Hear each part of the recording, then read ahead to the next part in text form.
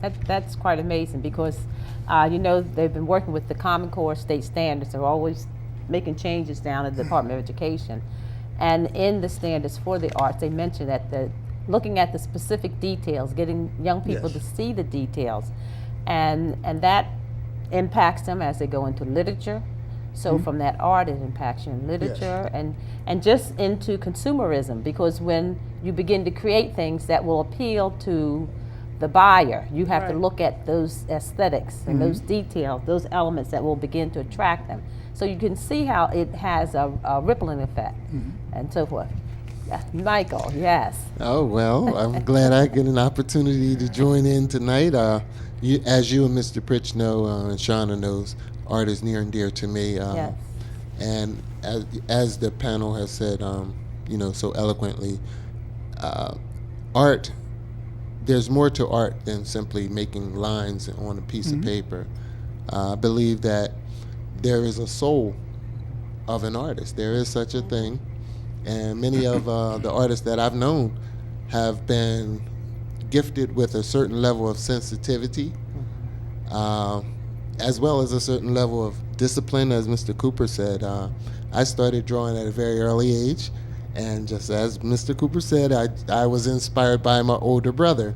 I used to sit and watch him draw and was fascinated.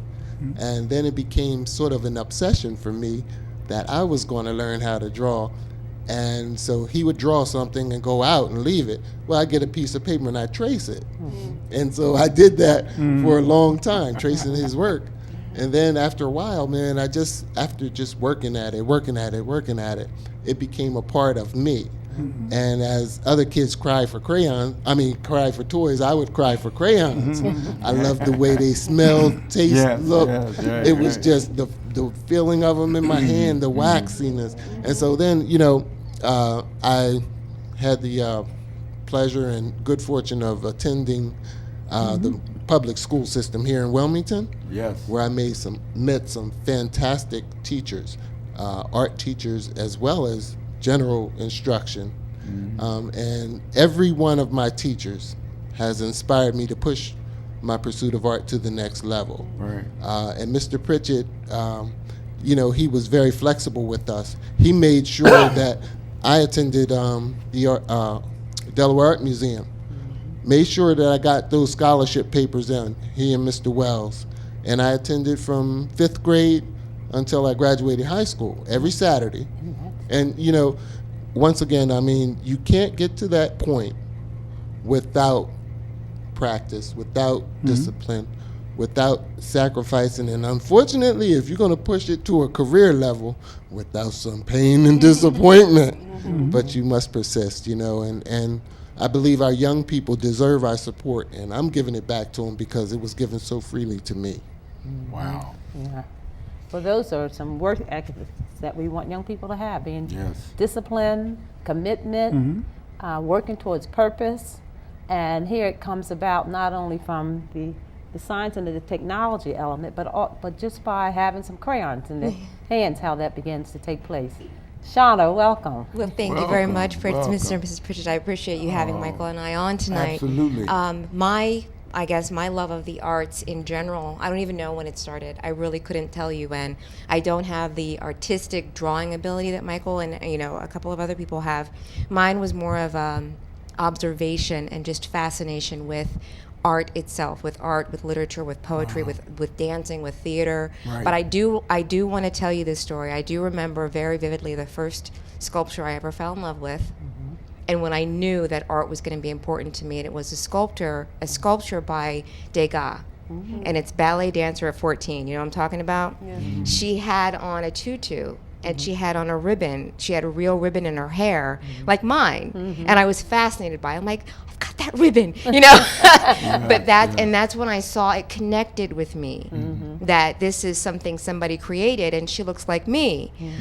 So ever since then, it's just been something that's been incredibly important to me. And like I said, it's across artistic genres. It really is.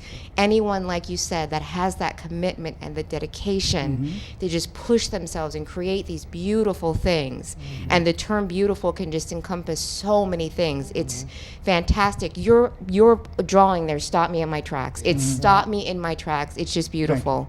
So, and Michael has work that has that same emotional, immediate connection with me. And so, you know, when we're on our program, we have Your Future Artists. I love bringing those children on because, like, they don't see that, oh, I draw comics. No, that's art. You know, they don't get that, you know.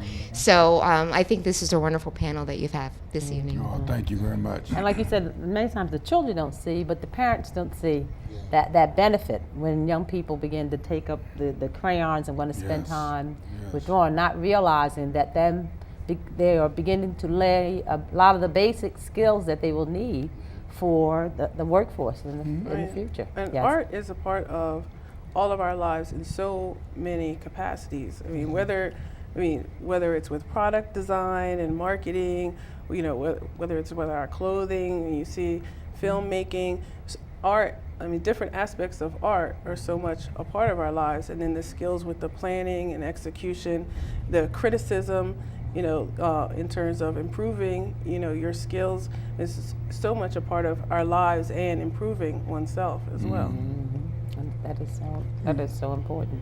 So as you write poetry, and I found that quite interesting when the both of you mentioned writing poems. Do you find that you have to, is there a particular time of day that you enjoy doing that, or is it? No, usually when I pick up a pen is when I'm going through like a difficult day and I find a way to make it better. That's when I write in my book, because I always think that if you're having a bad day, you can always try and change it and make it better so that you don't have to be depressed all the time. And that has helped me find the bright side to other things. That's very good. How about you, Mr. Cooper? Well, sometimes I just wake up like 2 or 3 o'clock in the morning, and I had a brainstorm, and I just start writing on my iPad, and it comes to life. The words come off the page, and sometimes that's when I start drawing. Then all of a sudden, you know, then it has a product like I have displayed right there. But the most important part about it is there was a artist that no one else could actually compete against, and that was God. When he formed man from the dust and made man, then he took exactly out of his rib and he made woman. So we have a great leader in God, so we can actually display our talent also. So, you know, 40,000 years ago, cavemen